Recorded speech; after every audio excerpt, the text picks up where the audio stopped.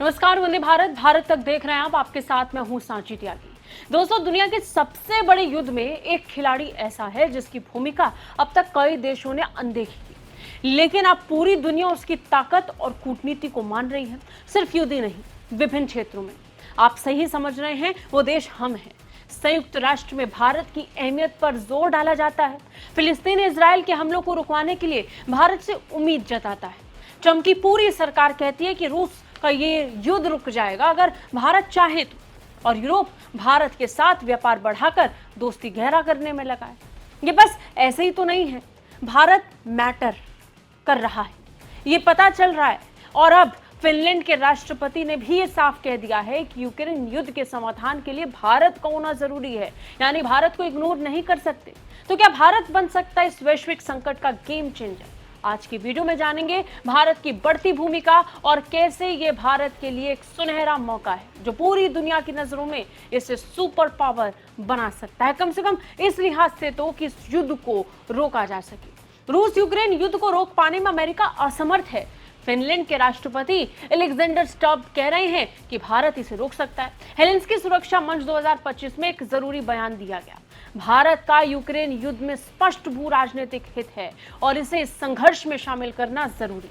ये बयान न केवल भारत की बढ़ती वैश्विक महत्वाकांक्षा का परिचायक बन गया, बल्कि यूक्रेन संघर्ष के लिहाज से भारत की भूमिका को भी नई दिशा दे रहा है। भारत विश्व के सबसे बड़े लोकतंत्र और तेजी से उभरती अर्थव्यवस्था के रूप में अब वैश्विक राजनीति में अपनी छवि को मजबूत कर चुका है। यही कारण है कि अमेरिका भी अब भारत को इग्नोर नहीं कर पा रहा। परंपरागत रूप से भारत ने कई अंतर्राष्ट्रीय संकटों में संतुलित, आजाद और विचारशील कूटनीतिक नीति अपनाई है।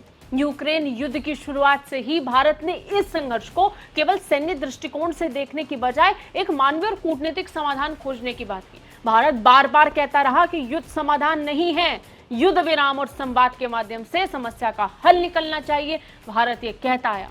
भारत ने एक मीडिएटिंग फैक्टर चुना, मध्यस्थता की पेशकश की और किसी भी तरफ नहीं जाने का चुनाव किया। फरवरी 2022 में रूस द्वारा यूक्रेन पर आक्रमण ने विश्व व्यवस्था को हिला दिया था। इस युद्ध ने सुरक्षा, ऊर्जा, खाद्य आपूर्ति, आर्थिक संतुलन को हिलाकर रख दिया। वैश्विक संकट हर तरफ से उत्पन्न हुआ। पश्चिमी देशों ने रूस पर कड़ी आर्थिक प्रतिबंध तक लगा दिए। रूस ने भी अपनी सैन्य कार्रवाई लेकिन जारी रखी।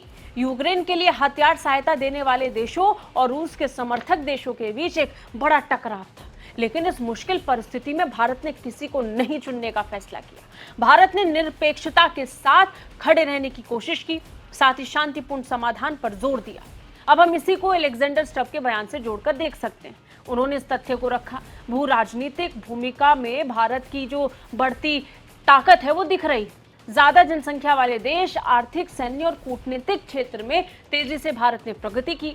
यूक्रेन संकट के दौरान भारत ने तो रूस से ऊर्जा खरीदना जारी रखा और साथ ही यूक्रेन के प्रति मानवीय सहायता को भी रखा, इसे भी प्राथमिकता दी। इस संतुलित रवैये ने भारत को एक प्रभावशाली मध्यस्थ के रूप में दुनिया के सामने पेश किया। स्टब ने कहा, भारत के बिना इस जटिल युद्ध का समाधान संभव नहीं होगा, क्योंकि भारत के पास विश्व के कई प्रमुख क्षेत्रों से संबंध हैं और वो किसी भी समाधान में संतुलन ला सकता है। ये संकेत करता है और दिखाता है कि भारत का कूटनीतिक दायरा विश्व के बड़ी शक्तियों के बीच एक पुल का काम कर रहा है, खासतौर पर तब जब अमेरिका और रूस एक दूसरे के आमने सामने हैं। भारत और फिनलैंड के संबंध पिछले कुछ सालों में जिस तरीके से मजबूत हुए, उसे भी एक परिचायक के तौर पर देख सकते हैं कि क्यों आज भारत को प्राथमिकता मिल रही है। दोनों देशों ने रक्षा, प्रौद्योगिकी, ऊर्जा और जलवायु परिवर्तन जैसे क्षेत्रों में सहयोग को मजबूत किया। ये देश एक दूसरे के करीब आए। प्रधानमंत्री मोदी और राष्ट्रपति स्टब के बीच तो बातचीत भी सबके सामने। यूक्रेन संकट और वैश्विक शांति पर दोनों के बीच बात तब भी हुई थी। फिनलैंड के राष्ट्रपति ने भारत के साथ द्विपक्षीय संबंधों को ग्लोबल शांति के लिए महत्वपूर्ण करार देते हुए भारत की भूमिका का जिक्र किया। कहा कि दोनों देशों के बीच तकनीकी, नवाचार और स्थिरता के क्षेत्र में सहयोग और बढ़ेगा। ये सहयोग न केवल दो देशों के हित में है, बल्कि वैश्विक राजनीति में स्थिरता लाने का एक बड़ा स्तंभ भी बन सकता है, एक सहायक पिलर बन सकता है। यूक्रेन युद्ध में भारत की भूमिका का आप जिक्र करते हैं। किस तरीके से विश्व स्तर पर भारत को लेकर उम्मीद बढ़ी है, सब जानते हैं। भारत ने शांतिपूर्ण समाधान की पहलवी शुरुआत से की है। सैन्य संघर्ष से बेहतर है कि कूटनीतिक रास्ता अपनाया जाए, बातचीत की जाए। भारत की विदेश नीति में संकट समाधान में मध्यस्थता की भूमिका को महत्व हर बार दिया जाता है। भारत के पास रूस और यूक्रेन दोनों देशों के साथ अच्छे संबंध हैं। राष्ट्रपति पुतिन से भी वो बात करते हैं और व्लादिमीर ज़ेलेंस्की से भी। खासकर अमेरिका और यूरोपीय संघ के बीच भी भारत की साझेदारी मजबूत दिखाई पड़ती है। भारत को एक विश्वसनीय मध्यस्थ के तौर पर देखा जा सकता है, जो दोनों पक्षों की बात सुन सकता है। ट्रंप ने ट्राई करके देखा, पुतिन से बात करके देखा, अलास्का में मीटिंग की, लेकिन सब धरा का धरा रह गया। अब भारत एक निर्णायक भूमिका निभा सकता है। भारत की कूटनीतिक सक्रियता केवल यूक्रेन तक सीमित नहीं है। भारत ने कोविड-19 महामारी के दौरान वैश्विक स्वास्थ्य संकट में दुनिया भर के देशों को मदद की। यही कारण है कि आज पूरी दुनिया भारत को देख रहा है।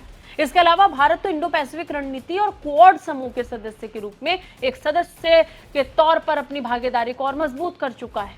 वैश्विक मंच पर अहम शक्ति बन चुका है। फिनलैंड जैसे देशों द्वारा भारत की भूमिका की सराहना यह संकेत देती है कि विश्व भारत को केवल एक विकासशील देश की तरह नहीं, बल्कि एक रणनीतिक और जिम्मेदार वैश्विक खिलाड़ी के रूप में देख रहा है। संयुक्त राष्ट्र में भी किस तरीके से इससे लेकर जिक्र आया है, ये बार बार देखा गया। संयुक्त राष्ट्र ने भारत को एक मजबूत ऑप्शन बताया। यूक्रेन युद्ध में मध्यस्थता का प्रयास भारत के लिए कूटनीतिक सफलता का एक अवसर दिखाता है। इससे भारत की वैश्विक छवि मजबूत होगी, उसकी कूटनीतिक पहुंच बढ़ेगी। यह भारत को वैश्विक नेतृत्व की ओर एक और कदम बढ़ाने वाला साबित होगा। लेकिन इस भूमिका के साथ चुनौतियां भी हैं।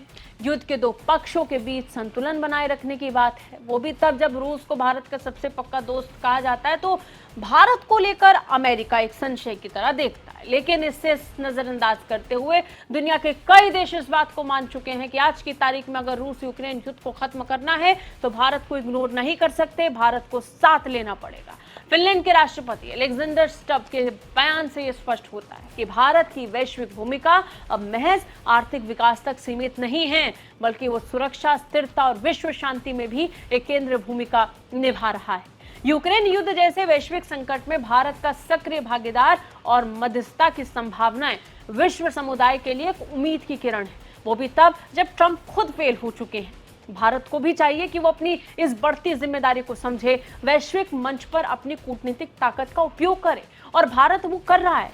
न्याय संगत शांति स्थापित करने में भारत बार बार अपनी भूमिका को निभाता आया है। अमेरिका के साथ बातचीत हो, यूरोपीय देशों के साथ संबंध, फ्री ट्रेड एग्रीमेंट पर दुनिया के कई देशों के साथ बातचीत का दौर हो, रूस और यूक्रेन के साथ संतुलन बनाना हो, इजराइल फिलिस्तीन में अपनी भूमिका को रखना हो, भारत बता चुका है कि हम किस तरफ खड़े हैं। किसी भी पक्ष का ना चुनाव करते हुए शांति और बातचीत से किसी भी मसले को और विवाद को खत्म करने का जो एक विकल्प है, वो भारत पूरी दुनिया के सामने हमेशा से पेश करता आया है। अब जरा हाल फिलहाल के घटनाक्रमों को ही देखेंगे तो बेहतर समझ पाएंगे। संयुक्त राष्ट्र के प्रमुख एंटोनियो गुटेरेस के प्रवक्ता खुले तौर पर कहते हैं कि भारत की अहमियत संयुक्त राष्ट्र के लिए क्या है। संयुक्त राष्ट्र को लेकर जब बदलावों की बात होती है तो भारत बहुत खुले तौर पर कहता है कि संयुक्त राष्ट्र को बदलावों की जरूरत है। आज पूरी दुनिया इस बात को स्वीकार कर रही है। लेकिन सबसे गौर करने वाली बात यह कि फ्री ट्रेड एग्रीमेंट को लेकर भारत दुनिया के कई देशों तक पहुंच रहा है, खासतौर पर यूरोपीय देश। यूरेशिया भी भारत के इस मामले को लेकर करीब आ रहा है, फ्री ट्रेड एग्रीमेंट पर बात कर रहा है, जिसका हिस्सा रूस भी है। रूस के साथ रक्षा साझेदारी या फिर दोस्ती की मिसाल भारत ने कई बार इसे पेश किया है। लेकिन यहाँ एक मैसेज ट्रंप के लिए। ट्रंप जो एक कोशिश कर रहे हैं कि रूस और यूक्रेन के युद्ध को रोका जाए और अपने नाम नोबेल पीस अवार्ड कर लिया जाए, लेकिन इतना आसान नहीं है। नोबेल पीस प्राइज को पाने के लिए ट्रंप को इस युद्ध को रुकवाना होगा, लेकिन वो ये कर पाने में असंभव और असफल से साबित हो रहे हैं। इसके कई कारण हैं। हाल फिलहाल में तो ट्रंप ने एक बैठक का आयोजन अलास्का में किया, पुतिन से वन ऑन वन बातचीत भी की, लेकिन ये बातचीत भी विफल साबित हुई। बहुत बुरी तरीके से यहाँ पर एक बड़ा सेटबैक देखने को मिला अमेरिका की तरफ से। नतीजन अमेरिका के राष्ट्रपति इस समय रूस से बहुत नाराज हैं। लेकिन इन सबके बीच में उन्होंने भारत पर टैरिफ लगा दिया, क्योंकि भारत रूस से तेल खरीद रहा है। लेकिन क्या भारत पर टैरिफ लगाकर ये रूस और यूक्रेन का युद्ध रुका? नहीं रुका। हालात तो और बेकाबू और तनावपूर्ण हो गए। लगातार रूस और यूक्रेन एक दूसरे पर हमला कर रहे हैं।